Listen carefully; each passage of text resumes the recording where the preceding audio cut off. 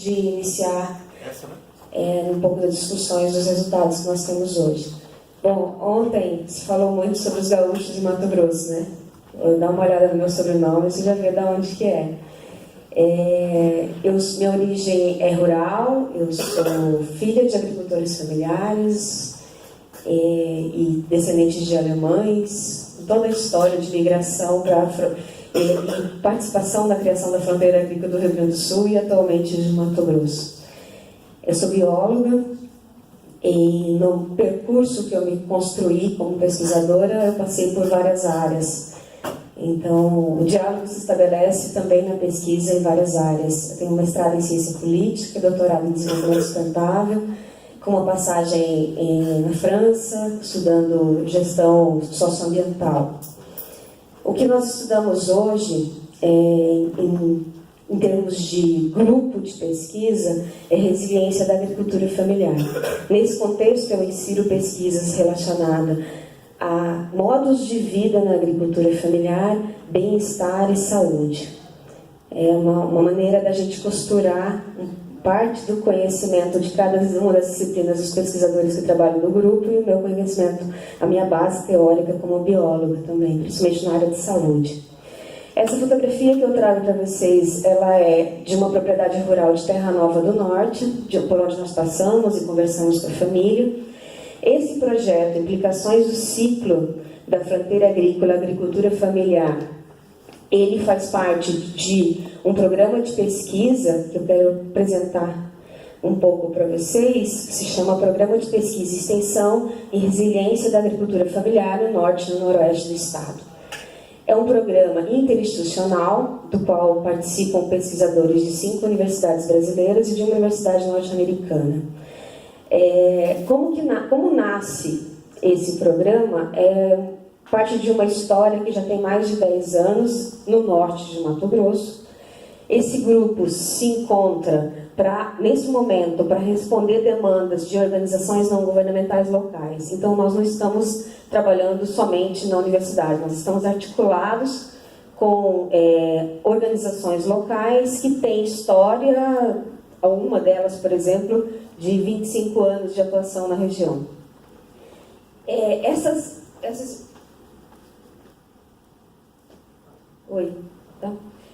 instituições, elas atuam hoje com recursos do BNDES, que advém do Fundo Amazônia, e respondem principalmente por demandas da agricultura familiar, em setores diferentes, com atividades diferentes. Uma das demandas dessas instituições é a produção de conhecimento na área técnica, mas também em outras áreas do conhecimento que contribuam para que essas instituições consigam atender melhor aquelas demandas que eles vêm verificando ao longo dos anos de atuação. É nesse contexto que a gente entra.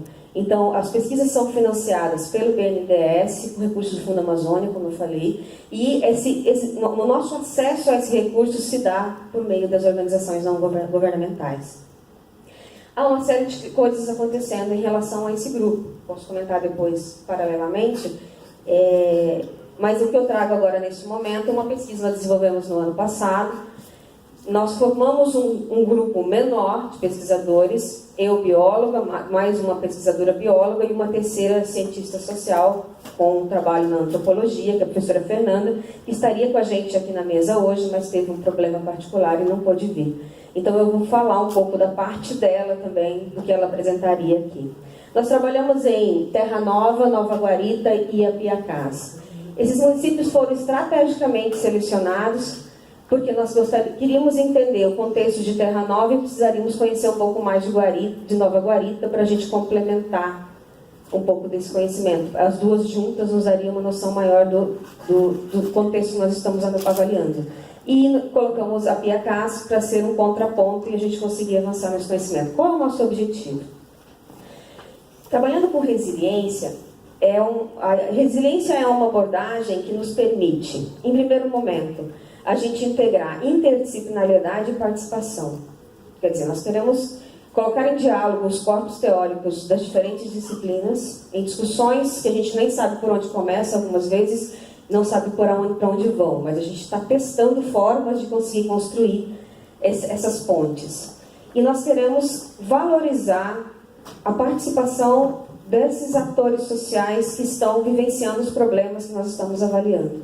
Então, nós criamos estratégias para conseguir estabelecer diálogos com pessoas que não são necessariamente do mundo científico e que nos ajudam a conhecer melhor a problemática. Esse é o primeiro ponto. Essa é a primeira justificativa porquê da escolha dessa abordagem.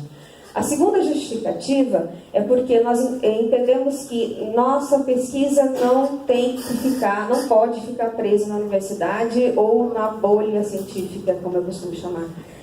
Nossa pesquisa precisa gerar resultados, principalmente que nós estamos trabalhando com agricultores familiares, com questões de saúde, questões sociais, questões ambientais, e que, se há possibilidade de nós construirmos esse diálogo e, a partir dos nossos conhecimentos, contribuirmos para as ações efetivas no território, então nós visualizamos na resiliência essa possibilidade de fazer isso. Do que nós tratamos quando nós falamos de resiliência? Bom, dá para fazer um histórico aqui da onde vem essa escola e que está sendo construída, tudo muito recente. Nós estamos falando de abordagem sistêmica, essencialmente.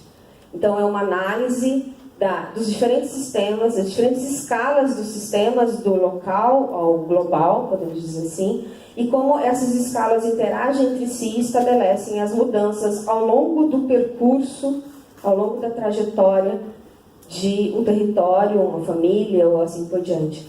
Essas mudanças, elas são provocadas por ameaças e, em alguns casos, por oportunidades, que a gente entende que as famílias, no caso da nossa pesquisa, por exemplo, elas vão se adaptando a essas mudanças, e quanto mais atributos elas tiverem para elas se adaptarem a essas mudanças, mais resilientes elas são.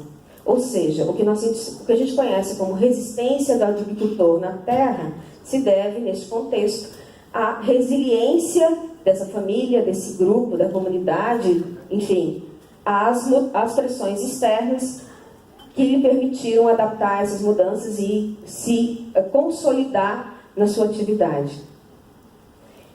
Como nós trabalhamos? Nós trabalhamos com grupos focais, então incluímos na pesquisa 30 famílias, 10 de cada um dos municípios. Essas famílias foram divididas em 5 famílias que pertenciam às ações do Instituto Ouro Verde, que é a instituição que financia essa pesquisa, e 5 famílias que estavam fora das ações desse instituto. E nós queríamos conhecer um pouco mais como as mudanças provocadas, e aí respondendo à demanda do instituto, como as mudanças provocadas também pelos projetos que esse instituto implementa na região afetam a resiliência dessas famílias. Incluímos famílias fora das ações para a gente conhecer melhor um espectro geral, também para não termos um resultado viciado. Os grupos focais foram realizados em 10 propriedades de cada município, como eu disse, nas propriedades das famílias. Então, eles eram previamente agendados, nós tínhamos um roteiro, e em cada uma desses municípios encontramos contextos diferentes para a organização desses grupos focais. Nós tínhamos organizado uma pesquisa em que nós gostaríamos que participasse a família inteira, só que em alguns contextos nós não encontramos a família toda. Então, nós nos organizamos, adaptamos a metodologia de forma que a gente conseguisse envolver o maior número de pessoas, mas sem colocar como critério 2 ou 3 pessoas da família ou mais. Ao longo das conversas, nós íamos construindo linhas do tempo. Era uma cartolina, que na cartolina constavam as fases da fronteira, iniciando a década de 70, colocando até o dia atual e com uma previsão de um cenário futuro. Essas famílias iam respondendo questões relacionadas às mudanças que ocorreram na região e no contexto do sistema agrícola delas, e iam nos apontando quais foram as principais ameaças e oportunidades que surgiram ao longo desse tempo.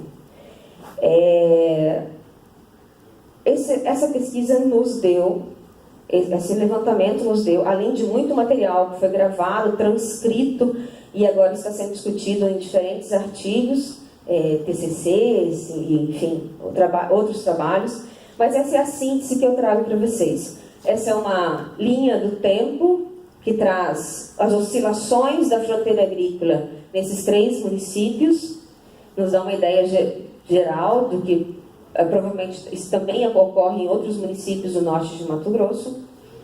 E nós dividimos em fase de ocupação, fase de evolução e fase de consolidação da fronteira. Isso não sou eu que estou criando, isso são abordagens que a gente, principalmente da geografia, para entender os ciclos da fronteira. Então, o acesso à terra, no primeiro momento, é um ponto positivo para as famílias, realiza vários sonhos em termos de reprodução social da família no campo e assim por diante. Mas no caso de, por exemplo, de Terra Nova e Nova Guarita, esse contexto ocorre com grandes dificuldades, principalmente pela forma e pelo modelo de ocupação que é colocado em curso naquele momento. Então, a falta de amparo e a abundância, muitas vezes, de recursos ambientais florestais, mas principalmente os problemas relacionados à forma de ocupação pela Copercana em Terra Nova e Nova Guarita ou pela Indeco em Apiacás provocam o abandono das terras, a migração para outras regiões, para outras fronteiras agrícolas da Amazônia ou do Cerrado, ou, em vários casos, a migração para os garimpos que explodem naquele momento. Essa primeira fase, em Terra Nova, ela é muito marcante, porque a maior parte das famílias não permanece na terra, mas é uma fase de abertura da floresta, como os agricultores chamam, e de produção de lavoura branca, que foi comentado várias vezes aqui ontem nas nossas conversas. Essa segunda fase de migração para os garimpos, ela tem dois aspectos distintos. Um, que é aquele trabalhador, aquele agricultor que deixa a propriedade para ir trabalhar no garimpo, capitaliza recursos e consegue comprar uma nova propriedade ou pagar aquela que ele tinha adquirido ou adquirir gado, ou seja, ele consegue, com recursos do garimpo, investir na propriedade. Um segundo agricultor que vai para o garimpo, ele acaba abandonando ou vendendo a terra por valores irrisórios e ele se embrenha no garimpo e vai embora para migrações para outros lugares onde o garimpo inicia. Um terceiro grupo de agricultores vê no garimpo a oportunidade para a comercialização de seus produtos. Então, aumenta nessas propriedades a produção de frutas, verduras, laticínios e carnes, frangos e assim por diante, porco. E tudo que esses produtores produzem, eles conseguem vender no garimpo e conseguem ter uma boa renda com isso. O problema desse terceiro grupo é que, quando o garimpo fecha, ou as atividades garimpeiras se encerram no início da década de 90, eles precisam se readaptar porque eles não têm mais o mercado que eles tinham para a comercialização dos produtos. Numa fase seguinte, com o declínio do garimpo, muitos dos trabalhadores, desses inclusive, que comercializavam seus produtos no garimpo, começam a vender a sua força de trabalho em outras propriedades, principalmente com máquinas, e em alguns casos, novamente, usam esses recursos para investir na propriedade. Lembrando que nós entrevistamos só famílias de agricultores que ainda estão na terra e que estão em processo de consolidação. Nós não entrevistamos aqueles que não conseguiram permanecer. Com o fechamento da Copercana e a criação da Copernova, já com a experiência de cooperativismo, não necessariamente ligada à Copercana, mas vinculada às pessoas que ali moravam e que trabalhavam, a Copernova surge como uma possibilidade de obtenção de renda, e nesse mesmo processo entra o Pronaf, que nessa região vincula os recursos à produção de gado leiteiro. E essas famílias de agricultores, então, mudam de lavoura branca para a produção de pastagens, investem em gado leiteiro, na venda de bezerros. A Copernova, ela contribui para a estruturação dessa cadeia, e essas pessoas, com acesso a facilitação ao acesso de recursos que a própria Copernova faz a intermediação, ela ajuda elas a se fortalecerem economicamente. Ocorre que, nesse processo, um dos fatores importantes, que eram as relações de reciprocidade lá do início, dos mutirões, das relações com a igreja, da construção das escolas, construção de estradas e assim por diante, vai diminuindo. E as famílias falam isso, esse processo de isolamento das famílias, elas comentam como um fator que vai enfraquecendo a agricultura familiar na região. Na fase de evolução, na segunda parte da fase de evolução dessa fronteira, então os grupos já estão mais fortalecidos com a comercialização de leite. Eles têm tanques para o armazenamento do leite, que agora, em alguns casos, propicia mais recursos, maior valor da produção relacionado à separação do leite. Só que há uma distinção entre dois grupos ao longo desse processo. E essa distinção, inclusive, afeta os grupos e está relacionado ao descumprimento do Código Florestal. Uma das coisas que a gente tem notado ao longo das pesquisas é que esse local na Amazônia não são só os problemas agrícolas relacionados ao social e econômico, mas os problemas ambientais nessa última fase da fronteira impactam diretamente na agricultura familiar. Durante o processo de ocupação de Terra Nova e Nova Guarita, primeiro que o INCRA demarcou as propriedades dos parceleiros e separou as áreas de reserva legal, que na segunda fase de ocupação dessa região foram ocupadas completamente por agricultores que, na maior parte dos casos, compraram de terceiros que já tinham entrado nessas áreas. Ou seja, os parceleiros que compraram a primeira parcela, que compraram a primeira parte da terra, eles hoje não têm o mesmo acesso a recursos por causa que poderiam ter outros agricultores, por causa das restrições ambientais relacionadas ao licenciamento ambiental. Os poceiros, por sua vez, têm problemas de regularização fundiária. Então, nos dois casos, há um conflito latente em andamento com questões judiciais e políticas envolvidas, mas que restringem o acesso ao crédito. Na maior parte dos produtores, hoje, eles não estão tendo acesso ao crédito do Pronaf, por exemplo. Só que, no período mais recente, o PAA e o PNAE, que é o Programa de Aquisição de Alimentos, Programa Nacional de Alimentação Escolar, eles emergiram como uma possibilidade de acesso a recursos, embora no período atual, como a gente estava comentando ontem, eles começam a declinar e afetar a renda dessas famílias.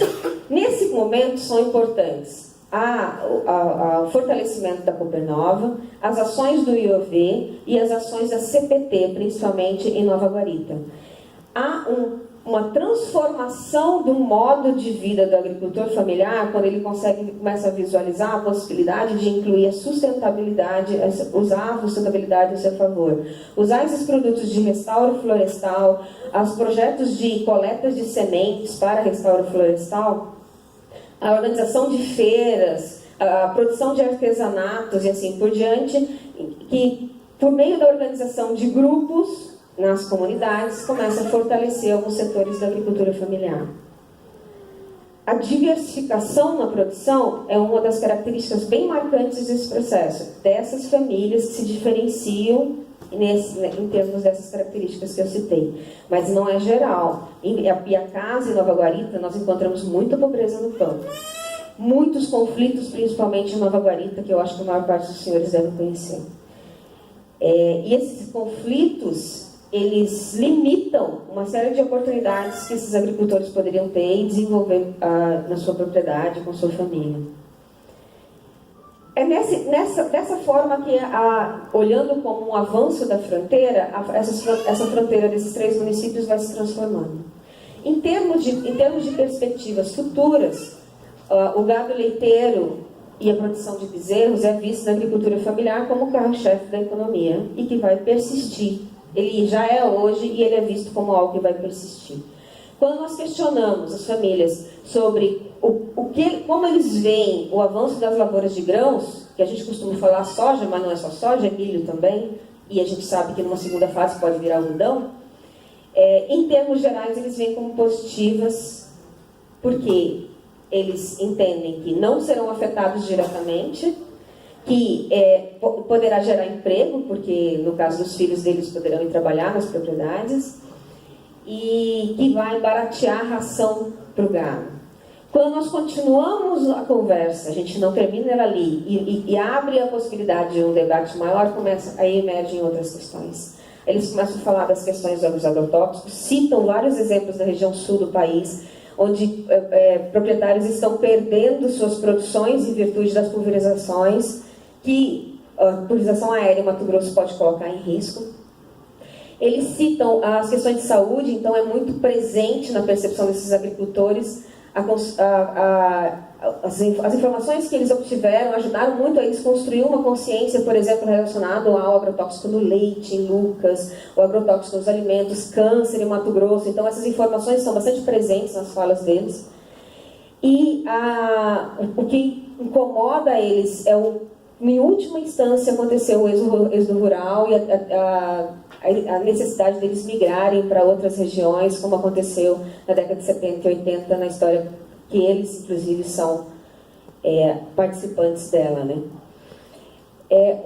Então, em termos de cenário, existem dois caminhos marcados que nós identificamos. Um positivo, que é a Coopernova se fortalecendo na perspectiva dos agricultores. Ela é a que dá segurança ao desenvolvimento da agricultura familiar na região, principalmente em Nova Guarita e Terra Nova. Aí vale abrir um parênteses para Apiacás. Durante esse processo de consolidação dos agricultores, em Apiacás não houve alguma organização que contribuísse.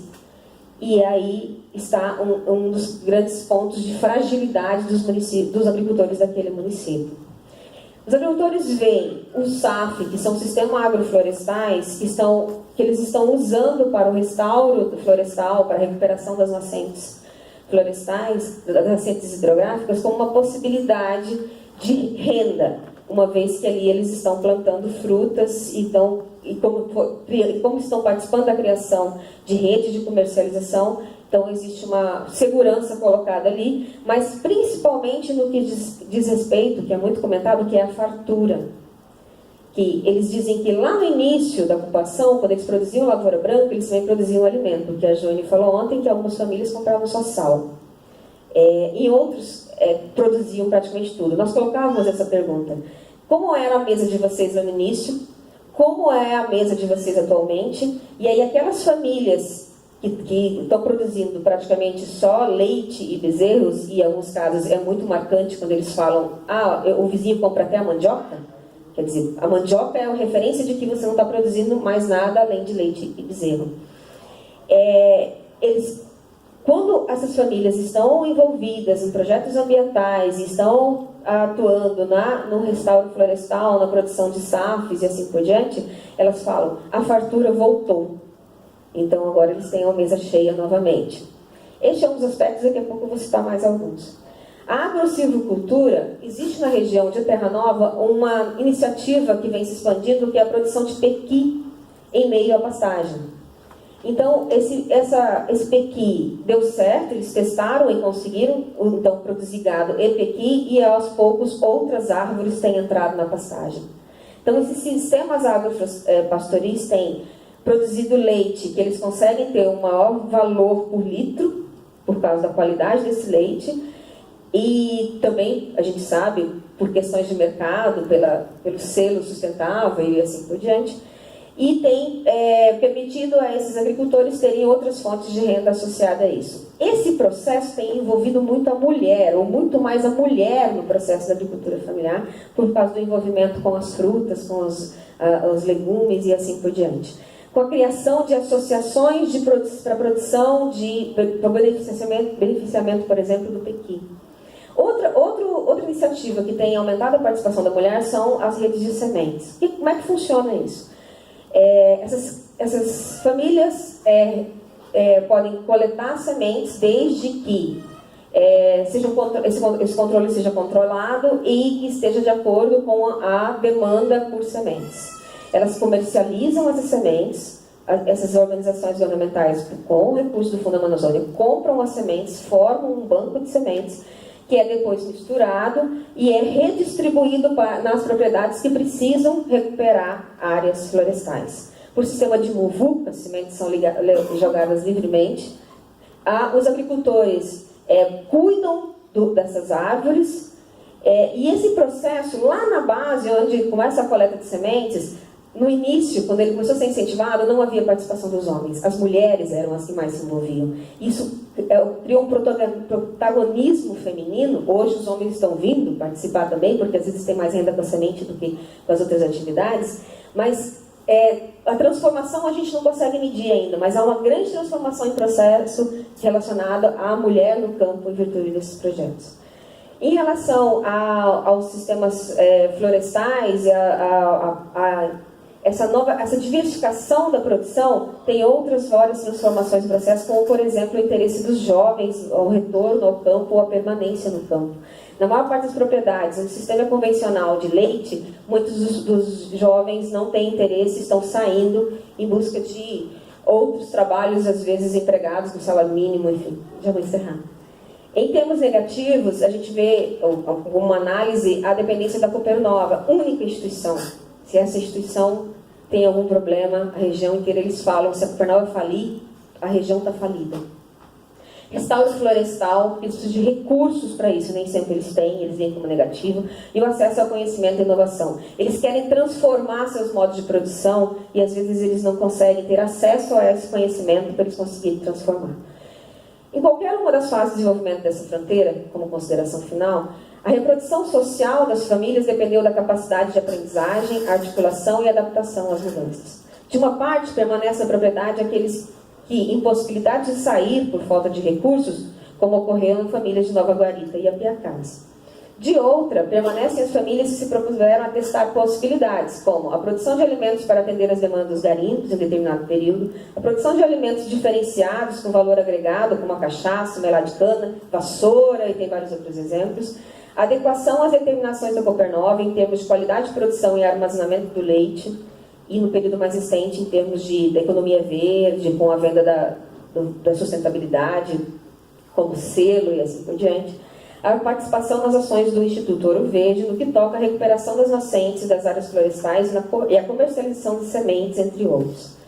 Para as famílias consolidadas na atividade, as novas conquistas se voltam para a qualidade de vida. Quando há um número de famílias substituindo, em processo de transição, de substituição do gado leiteiro pelo gado de corte. Quando a gente pergunta por quê, ele fala tempo livre. Nós queremos ter tempo para a família, queremos ter tempo para o neto. Ou seja, numa outra fase de consolidação dessas famílias, são outras as escolhas. Não é mais a necessidade por renda, como a gente encontra em algumas famílias mais empobrecidas. Para os que ainda estão se adaptando às ameaças, em alguns casos, em contextos de grande vulnerabilidade, resta a busca por alternativas viáveis. De forma geral, os mais satisfeitos são os que têm se envolvido em ações de projetos de desenvolvimento. A relação com a terra e com a natureza está no cerne do esforço para a perpetuação da vida camponesa, muitas vezes prejudicada pela crescente industrialização do meio de produção agrícola, dos modos de vida e das aspirações da geração futura. E aí eu finalizo com uma provocação da professora Maria Nazaré. O agricultor familiar não é um personagem passivo, sem resistência diante das forças avassaladoras. Pelo contrário, ele constrói sua própria história e o faz recorrendo à sua própria experiência camponesa e procurando adaptar-se às novas provocações e desafios do desenvolvimento rural. Era o que eu tinha para hoje para vocês. Estou aberta a perguntas depois. Muito obrigada. Muito obrigado, professora, e parabéns